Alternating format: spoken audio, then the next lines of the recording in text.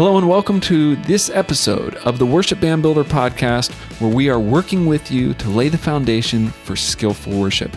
I am Eric Roberts, and I'm joined by my co-host, Emily Roberts.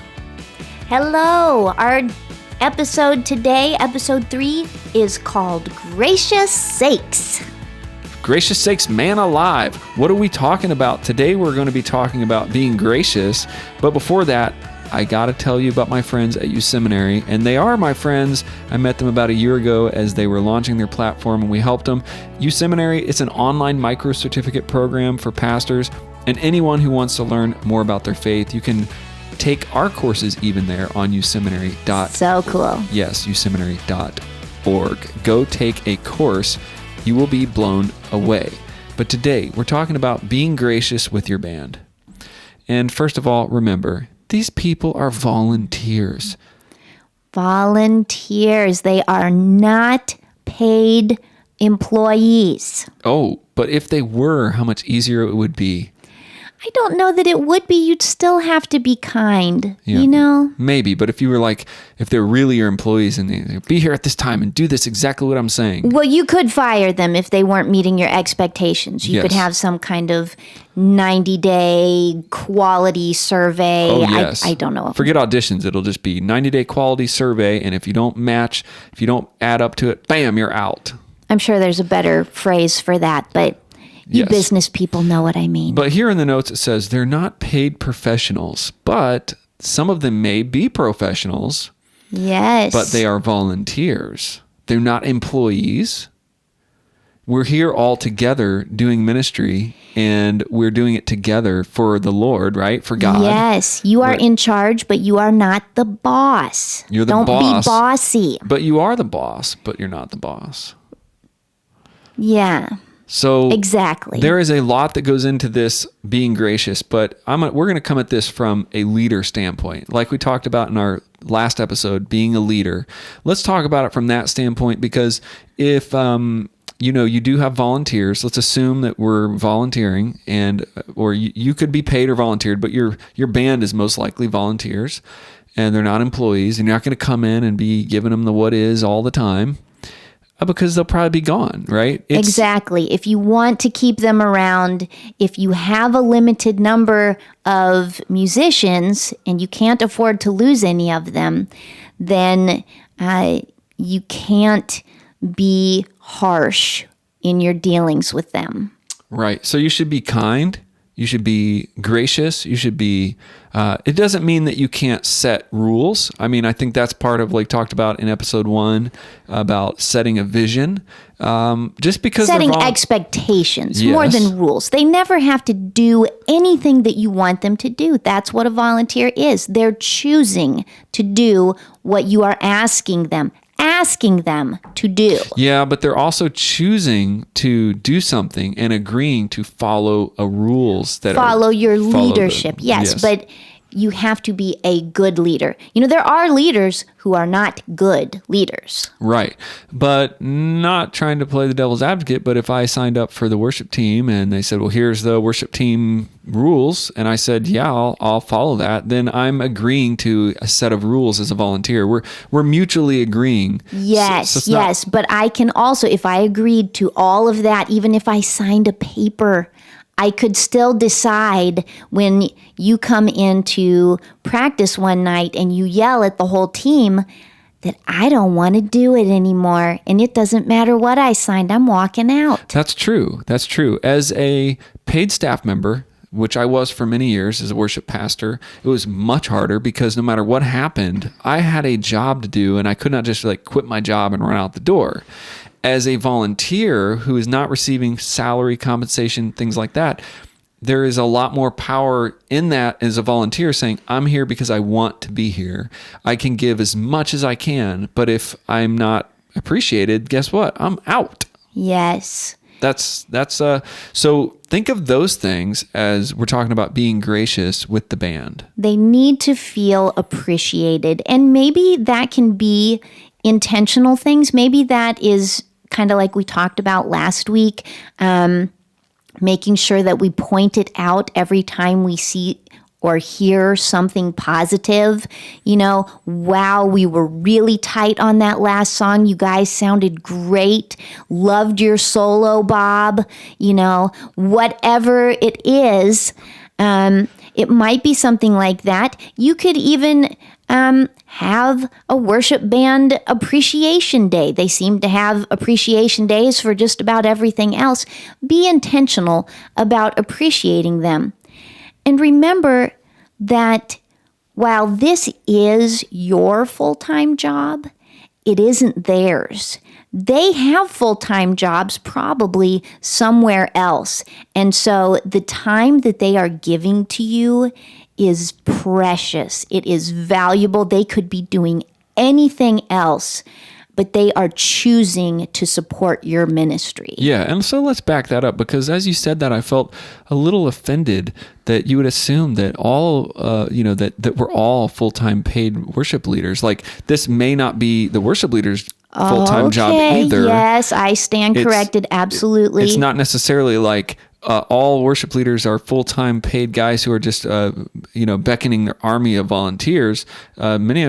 Many worship leaders just are volunteers themselves. Right. Yes. And that's tough too, because you're volunteering, you're thinking, I'm not getting paid, they're not getting paid. So all this stuff about getting paid is just all side thought. But it does change how, if you are a full-time pastor, worship leader, and you are there all week, 40, 50 hours a week, you think that everybody else just generally has that much time to give. Like, hey, why can't you guys be this? Here's one of the things that I've learned this over many years. Volunteers have homes, families, jobs that have to take priority in general. Now, yes. Before I had a home, a family, and a child, I was oblivious to this.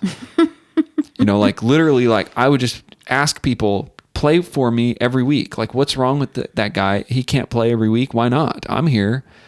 I was a young married worship pastor with no children, and my band were middle-aged or maybe a little older than me, had 2 or 3 kids. I had no idea how hard it is to have children in a home, and even to take one night a week to go, I'm going to go practice with the band for 2 or 3 hours while the wife is at home trying to take care of the kids. Or to spend time practicing before you come to practice. Yes, and as a dad, I found that to be extremely difficult to even practice enough for my volunteer church where I play now, just to find the time to squeeze in enough practice so that when I get there, I don't look like a dummy.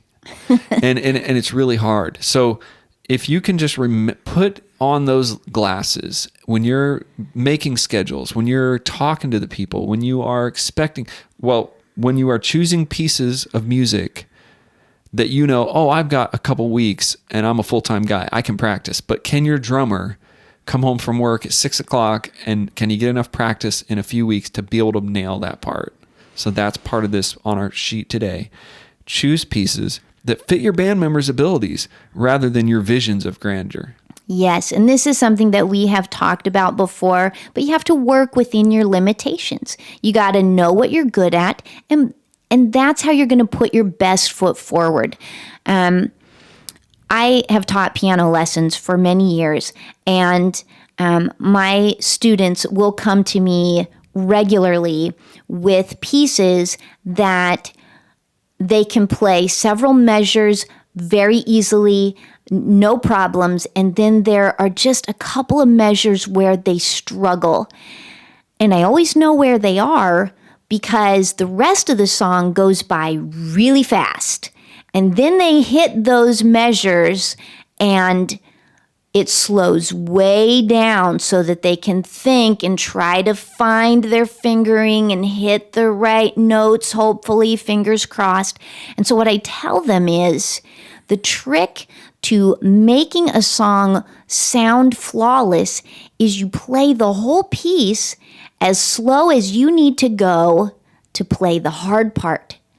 Then it looks like you know what you're doing and you did it on purpose. And the same thing is true with your worship team, that you choose songs that make you look like you know what you're doing. You're confident, you're good players, because you are picking the right songs. Yeah, and this really has nothing to do with song selection this episode, but you just laid out like a huge tip that really makes your band love you, and you're being gracious to them. Like when I've had guys that call me and tell me, come play this song, and then they give me the list, and I'm like, oh my goodness, like by Sunday I have to play this, and it freaks me out the whole week. And even as being an accomplished musician and feeling pretty comfortable with my instrument, I still will you'll know, like, you've been in there a couple hours, like, what are you doing? I'm still trying to learn these parts. And so it's just that being gracious to your band is knowing where they are and what they could realistically do. And if you're going to play a song that you know is particularly challenging, only play one song that is challenging and make sure the rest of them are easy. Like Walk in the Park. Like, let's say you're doing How Great Is Our God and you've done that song like 30,000 times, and which we all have. And maybe not anymore. Yeah, it's still pretty popular. It's been so long ago that some churches may have never even touched that one. But there's songs in your repertoire that everybody knows. You could play like right now, even with no practice. And this I heard on another thing I was listening to. If you're doing a new song and it's a little bit harder, the other 3 songs in your set should be easy songs, like super easy. So that week there's only one song that is going to require a lot of practice. The other ones are easy. And it doesn't mean just because it's easy that it's like dumb. Like that's something I struggle with, is like if I pick a lot of easy stuff we've done a lot, then that's dumb, or like or boring, or it might seem boring to you, like, oh, I'm just going to pick these easy boring songs. But that's actually the best way to get your band good over time, is to you're there, you've got it, pick it over until everybody's sick of it, and then you can add some new stuff in. But that's true. No, don't try to be so, try to be so awesome all the time, and let yourself breathe, because your band's going to have fun with that. Well, you will look more awesome choosing songs that the band can play well and easily than choosing challenging songs where they will struggle and potentially fall apart. Yeah, if you're in general having that feeling like, did we make it? Are we going to make it? Is this going to happen? Is this going to work? Are we going to nail this? If that's what you're thinking on Sunday morning, you need to roll it back a tad, and that is being gracious to your band, because no band wants to feel... I feel like for me, when I'm training a band, when I'm training my band, when I'm working in my own element, I always want everybody to have a tad bit of uncomfortableness, that they're pushing themselves just a little bit. But then most of the time, it's got to feel good. It's got to feel comfortable. Mm-hmm. And you have to gauge that not where you feel comfortable, but where everybody else feels comfortable. And so that's really choose pieces that fit your band, their abilities, rather than even your own abilities. And lastly, and this is tough for all of us, but you're going to have to share the spotlight, and you're going to have to let them shine. This isn't about us being awesome or being in the spotlight, but hey, it is a stage and there are spotlights. So we can't in most churches. Now, at least some of you guys may still be in the non-spotlight mode, but a lot of churches now, look, they got spotlights, they've got stages, they've got all the stuff going on. It looks like a concert. Yeah, and the people who are volunteering, that aren't being paid, that are practicing, that are really trying hard, don't stick them in the back and like turn the lights off so nobody can see them and hog all of the front stage. I mean, that's just really good for you to share that experience with them and let them have that time, even though that's not what worship is about. No, it's not about that, but it's also not all about you. Oh, man. Just because you can sing every single one of those songs, and maybe you're even the best singer on the stage, doesn't mean you should sing every one of those songs. Give your other singers a chance to take a line in one of the songs, or even lead a whole song. If you can do the lead guitar line, fantastic. But if you've got somebody else there that can do it, maybe throw a line their way. You don't have to be center stage all the time. And frankly, it will be easier on you if you're not. Yeah, that is a hard thing to learn. And as we're talking about, and we always talk about building a band, building a stronger band, and training people through our programs, worship foundations, through the Worship Band Builder website. Listen, there's going to be a time when there's going to be a new vocalist or a new guitar player, and they're not going to be as good as you. And you're going to have to let them sing the lead or let them start the song. Now, that's when you learn to really be a worship band builder, to really be a leader, to really be someone who is creating those moments. I can think back to my first band practice days, my first band performances. I mean, I won't speak at them on this podcast. I was not a Christian. I was an eighth grader, so I won't speak a lot of them on today's podcast. But I guarantee you, after the crowd was roaring, this is amazing. Like, we were rock stars, right? Oh. Right. That was before Christian stuff. Okay. But I forgot my point because I just went right back to the 8th grade. I went right back to the 8th grade dance, man. We played our first thing. My point was, it couldn't have been that good, trust me. You know what I'm saying? They were like, encore. And so we played the same song again. But because you only knew one song. We only knew one song, right? I had just started playing the guitar. It was like very early in. And my point to you is there's going to be times when somebody's going to need that first time. They're going to need that first moment, that first start. They're going to need that first solo. And it's not going to be as good as your solo. But as you're developing band members, as you're opening spaces, as we're talking to you about, your next worship leader, your next drummer is in your pew. They're going to have to get to the stage somehow. They're going to have that first time to play. Yes. The more you perform, the easier it gets. But it won't get any easier if you don't have those opportunities. And as you start training people and doing this, you're gonna notice spaces where they don't seem like they think they're ready, but I think they're ready. And so you're gonna push them just a little bit. So this is just about sharing the spotlight, but also pushing people into the spotlight. Push people. Push them into the spotlight. Turn on their mic. Turn everybody's off, and let them stand up there.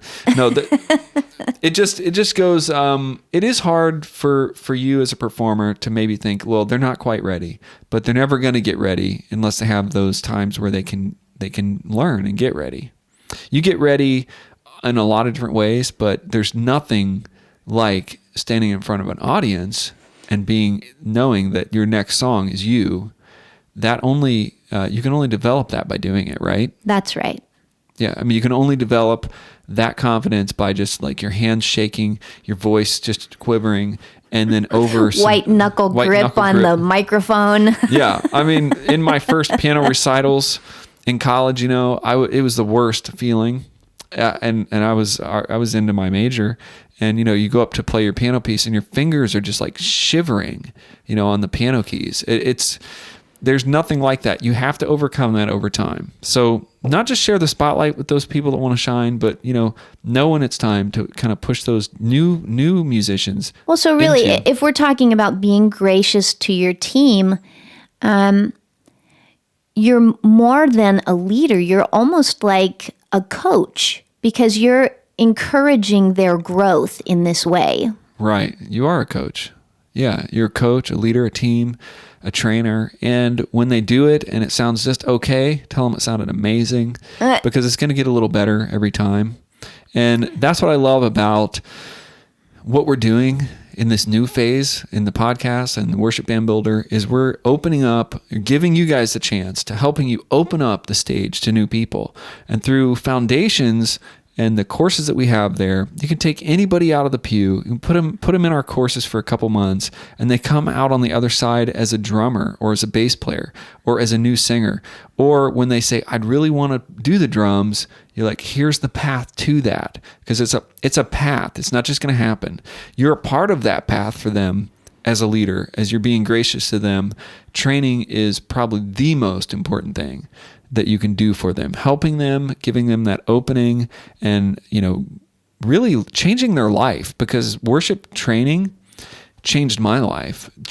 Being trained by my mentors changed my life. It put me on a whole different path. I never would have got up and led worship had my mentors not given me those chances. Like, hey, we think you're pretty good at this. Would you try to lead this next song? And it took a little bit of time, but that's what we're doing. And we'd love to talk to you about doing it with your team. If wherever you are, you're always going to have to train, whether you have 5 campuses and thousands of people, or whether you're just a small church of like under 100 people, 50 people, you need to train those people to come around you. And if you're still listening today to this podcast, we know you have a heart to do that. So you can go to the worshipbandbuilder.com. You can also save 10% when you use podcast, or if you just don't know what's right for you next, but you want to do it, just click on Get Help. You know, those guys came into your life, your mentors back then, and they took that role as coach and they guided you. And it wasn't very long before they weren't just your coaches. Now you were a valuable team member alongside them. And then eventually you even moved into a position of leadership with them. Boy, that's just so exciting for me to think about all of the people that are sitting out there that have the potential to become those new team members and maybe somewhere down the road, worship leaders. Right. And it's all right here. It's all happening, starts right there in your mind. It starts in your mind, and you just got to put your feet down and just start running towards it. We have some tools for you. We would love to talk to you and help you navigate that and really see ministry grow. And that's what this is all about. So drop us a line. Let us know what you think.